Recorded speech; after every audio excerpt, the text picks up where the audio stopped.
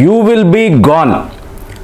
ఇది చైనా అధ్యక్షుడు జీ జింగ్పింగ్ని ఉద్దేశించి అమెరికా నాయకురాలు నాన్సీ పెలోసి మీకు ఇక్కడ ధర్మశాలలో చేసిన ఒక ప్రకటన.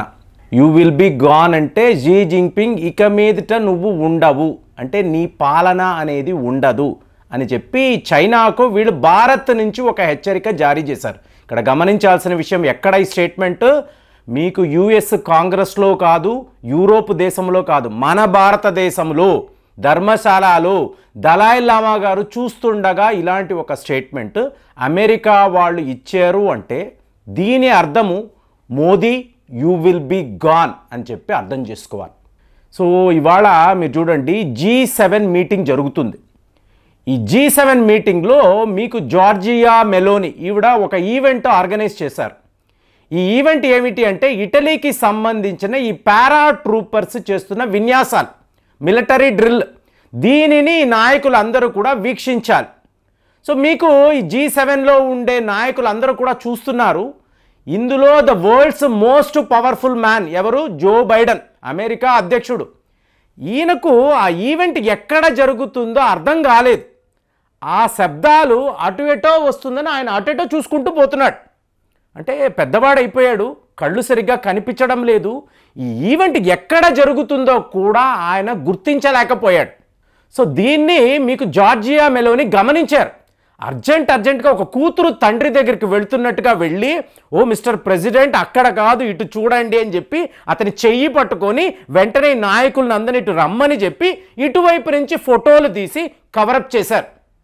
అంటే ద వరల్డ్స్ పవర్ఫుల్ మ్యాన్ ఈయన ఒక గుడ్డివాడు అయిపోయాడా, the weakest of the man అయిపోయాడా అంటే ఇది అమెరికా యొక్క భవిష్యత్ అండి. అమెరికా ఎంత లాంటి బలహీన దేశంగా మారుతుంది అని చెప్పడానికి ఈ ఒక చిన్న ఉదాహరణ చాలు.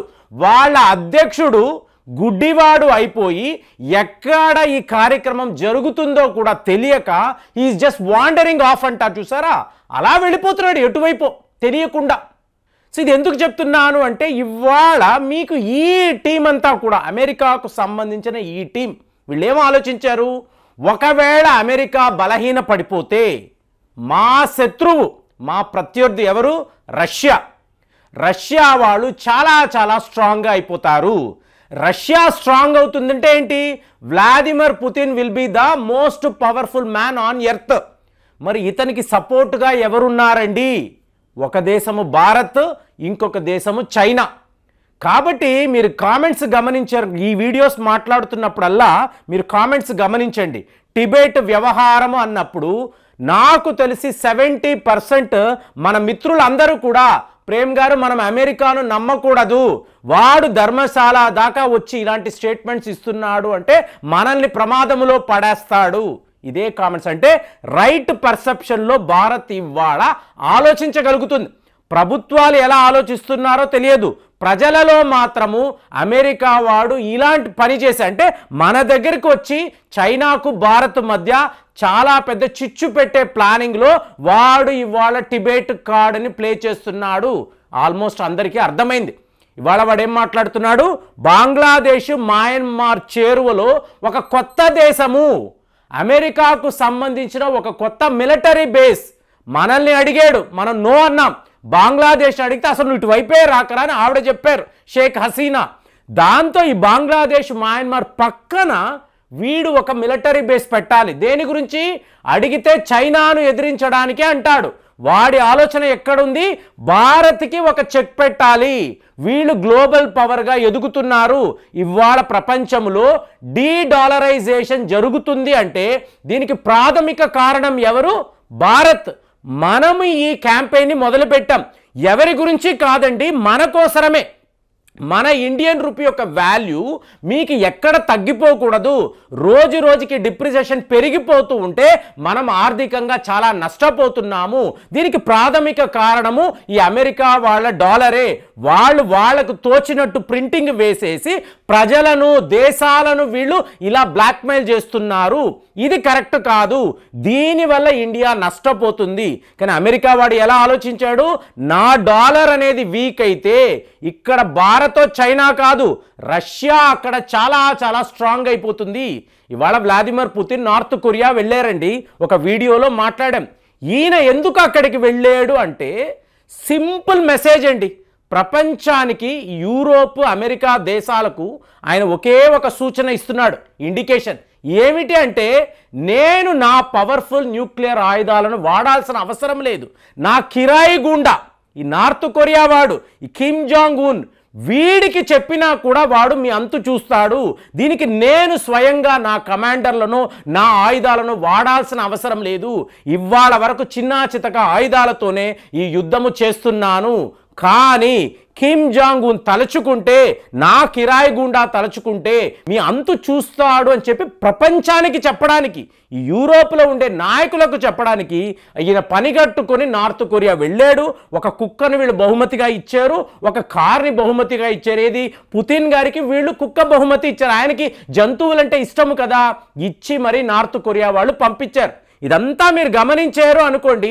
ఇవాళ ప్రాబ్లం అల్లా కూడా భారత్లో వచ్చిన కొత్త ప్రభుత్వం మోదీ 3.0. సో వీళ్ళు ఊహించిందేంటి, కాంగ్రెస్ వస్తుంది. కాంగ్రెస్ వస్తే ఏమవుతుంది, రష్యాతో ఉండే సత్సంబంధాలు అన్నీ కట్ అయిపోతాయి.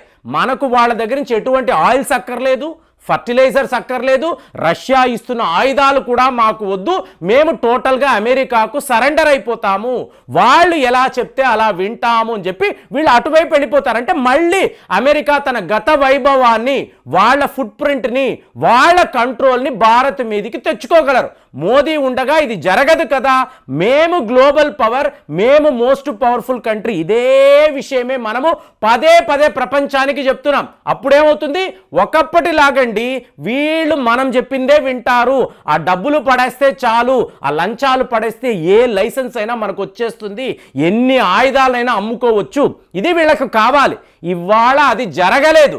కాబట్టి వాళ్ళు ఏంటంటే మీకు అమెరికాలో నవంబర్ 5వ తారీఖు జరగబోతున్న ఎలక్షన్స్ కోసము వాళ్ళు వెయిట్ చేస్తున్నారు. ఇంతలో వాళ్ళు ఒక గొప్ప ప్లాట్ఫామ్ని క్రియేట్ చేస్తున్నారు. మీకు రష్యా, భారత్, చైనా ఏ పరిస్థితిలోనూ కలిసిపోకూడదు. వీళ్ళు ఒకవేళ కలిసిపోయారు అనుకోండి, అమెరికా పతనము అనేది 100% ఖాయము. అప్పుడు Russia will be the powerful country. India, China ఈ ప్రపంచాన్ని రూల్ చేసే ఒక సిట్యువేషన్ ఏర్పడిపోతుంది.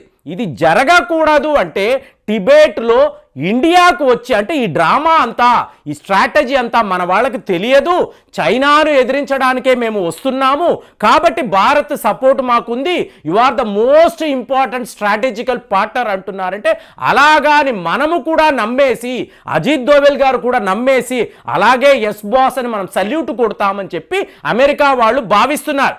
కాబట్టి దీని మీద వాళ్ళు పూర్తిగా ఫోకస్ చేస్తారు. రేపు జో బైడెన్ ఒక బలహీన అధ్యక్షుడు వెళ్ళిపోయాడు, డొనాల్డ్ ట్రంప్ వచ్చాడు. డొనాల్డ్ ట్రంప్ క్లియర్గా చెప్తున్నాడు, we must stop these Indians, వీళ్ళు మనల్ని వాడుకొని బిలియనర్స్గా మారిపోతున్నారు.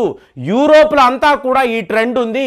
అమెరికాలో ఇవాళ 100ల బిలియనర్స్ భారతీయులే ఉంటున్నారు. రేపు ఒకరోజు టోటల్గా మన అమెరికాను వీళ్ళు డామినేట్ చేస్తారు.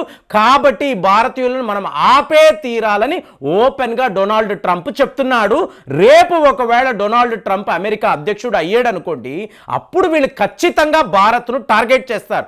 ఆల్రెడీ ఒక మిలిటరీ బేస్ను ఏర్పాటు చేయడానికి ఎన్నో రకాలుగా ప్రయత్నాలు చేస్తున్నారు. మనమేమనుకుంటున్నాము, ఆహా వీళ్ళు చైనాను ఎదిరిస్తున్నారు కాబట్టి మనతోనే అమెరికా ఉంది అని. చైనాను ఎదిరించడం కాదండి, వీళ్ళు భారత్ని కూడా ఎదిరిస్తున్నారు. ఎందుకు అంటే మనము రష్యా యొక్క ఆప్తమిత్రులం, మనము ప్రో రష్యా కంట్రీగా ఉన్నాము. మోదీ, జైశంకర్, అజిత్ దోవల్ వీళ్ళందరూ కూడా రష్యాతో వ్యాపారం మాకు చాలా చాలా బాగుంది, బ్రహ్మాండంగా ఉంది, మేము కంటిన్యూ చేస్తాము, మా మీద మీరు శాంక్షన్స్ విధించాలి అనుకున్నా కూడా వీ రియలీ డోంట్ కేర్, మాకు రష్యా ముఖ్యం అని చెప్పి పదే పదే మనం చెప్పడము. ఈ విషయంలో ఎలాగైనా చైనాను ఆపడం కాదు, భారత్ని కూడా ఆపాలి అని చెప్పి అమెరికా వాడు ఒక భారీ కుట్ర పన్నుతున్నట్టుగా మనకైతే వార్తలు వస్తున్నాయి. మరి రష్యా, భారత్, చైనా కలుస్తారా? ఈ అమెరికా యొక్క కుట్రను ఆపుతారా? ఇదే అందరూ మాట్లాడుతున్నారు. మరి ఈ ఆలోచనలు మీ దాకా కూడా వచ్చాయా? మీరు కూడా అమెరికాను నమ్మకూడదు పదే పదే మెసేజ్లు పెడుతున్నారు కదా, మరి మీ ఆలోచనలు కూడా ఇలాగే ఉన్నాయా? కామెంట్స్లో రాయండి. మళ్ళీ వచ్చే వీడియోలో కలుద్దాం. జై హింద్.